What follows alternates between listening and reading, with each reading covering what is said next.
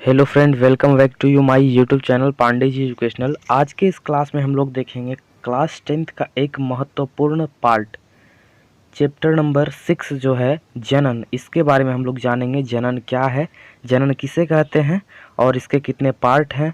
और इसमें बहुत सारे बात को हम लोग जानेंगे, इससे आप लोग को बहुत सारा जानकारी मिलेगा।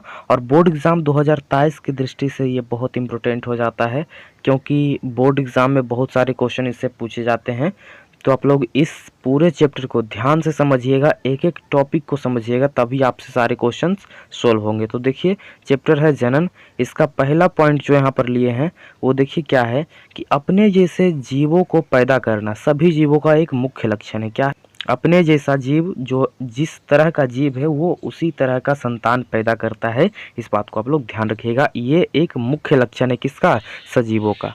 देखिए, जनन क्या है? जनन को इंग्लिश में रिप्रोडक्शन बोला जाता है, इसे आप लोग ध्यान रखिएगा। तो जनन क्या है कि जीव जिस प्रक्रम द्वारा अपनी संख्या में वृद्धि करते हैं। क्या करते हैं? वृद्धि करते हैं। जिस प्रक्रम द्वारा, यानी कि जिस प्रक्रिया द्वारा जीव अपनी संख्या में वृद्धि करते हैं उसे जनन कहा जाता है। ठीक है। अब देखिए, जनन के प्रकार जानने से पहले हम गुणसूत्र के बारे में थोड़ा सा जान लें, क्योंकि गुणसूत्र एक ऐसा चीज़ है जो कि बहुत मायने रखता है। ये रिप्रोडक्शन चैप्टर में आता है। गुणसूत्र का डिफिनेशन कुछ इस प्रकार से, जो आपको आपके एग्जाम में आएगा तो लिखना है कि जीवों के शरीर में केंद्रक पाया जाता है, इसी केंद्रक के भीतर डीएनए एवं प्रोटीन से निर्मित गुणसूत्र रहता है। देखिए, यहाँ पर से एक महत्वपूर्ण टॉपिक का निर्माण होता है कि डीएनए किससे बना होता है। तो डीएनए जो होता है, मतलब गुणसूत्र किससे बना होता है, तो वो डीएनए एवं प्रोटीन से मिलकर के बना हुआ रहता है। इस बात को आप लोग ध्यान रखिएगा। तो एग्जाम में पूछ सकता है कि गुणसूत्र किससे बना रहता है, तो डीएनए एवं प्रोटीन से, जो कि अनुवांशिक गुणों का वाहक होता है। ये क्या होता है? अनुवांशिक गुणों का वाहक होता है, यानी कि अनुवांशिक गुणों को एक पीढ़ी से दूसरे पीढ़ी तक पहुंचाता है। इस बात को आप लोग ध्यान रखिएगा। ये काम किसका है? गुणसूत्र का है। ठीक है, यहाँ तक आप लोग को समझ में आ गया। क्लास को शेयर कर दीजिएगा आप लोग, और वीडियो को लाइक करके चैनल को सब्सक्राइब कर दीजिएगा। अब देखिए, अगला टॉपिक इसका क्या है कि जनन के प्रकार कितने हैं। अब हम लोग उसमें देखे थे जनन क्या है, अब इसमें देखना है जनन के प्रकार कितने हैं। तो आप लोग इस बात को ध्यान रखिएगा कि जो जनन है वो मेनली दो प्रकार का होता है। कौन प्रकार का होता है? दो प्रकार का। एक होता है अलैंगिक जनन और एक होता है लैंगिक जनन। ये सेक्सुअल रिप्रोडक्शन और सेक्सुअल रिप्रोडक्शन इंग्लिश में बोला जाता है। ठीक है। अलैंगिक जनन क्या है? तो इसमें युग्मक अर्थात शुक्राणु और अंडाणु कोई भाग नहीं लगता है। ठीक है, इसमें युग्मक का निर्माण नहीं होता है, इसलिए शुक्राणु और अंडाणु ये दोनों चीज है, ये दोनों इसमें भाग नहीं लेता है। यहाँ तक समझ में आ गया आप लोग को? अब देखिए, इस प्रकार के जनन में समसूत्री कोश का विभाजन होगा या तो असमसूत्री कोश का विभाजन होगा। ठीक है। अब देखिए, अलैंगिक जनन के बाद पैदा होने वाले संतान ठीक जनकों के समान होते हैं। इसका कहने का मतलब ये हुआ, तो अलैंगिक जनन होता है, इसके बाद जो संतान पैदा लेता है, तो जो संतान होता है वो ठीक अपने जनकों के समान होता है, मतलब जिससे वो पैदा लिया है उसी के समान होगा। अलैंगिक जनन में ऐसा होता है। ठीक है।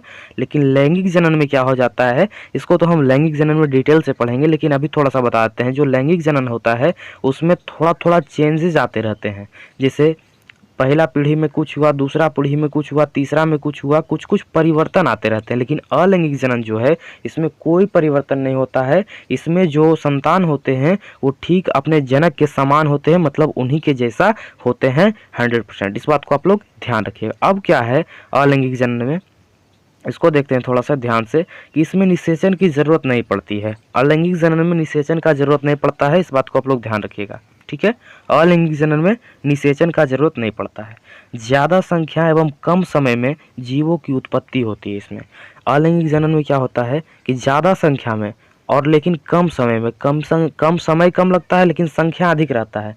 ज्यादा संख्या एवं कम समय में जीवों की उत्पत्ति हो जाती है। अलैंगिक जनन निम्नलिखित कई विधियों में संपन्न होता है।